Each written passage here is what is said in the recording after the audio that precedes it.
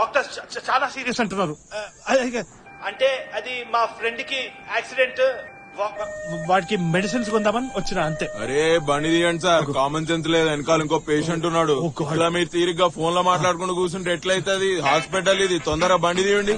ఓ God, అక్కడ వెనకాల ambulance ఉంది స్టెఫీ. నీకు being the value doctor, you know the value of our life కదా. లవ్ యూ, తర్వాత చేస్తా. Take care.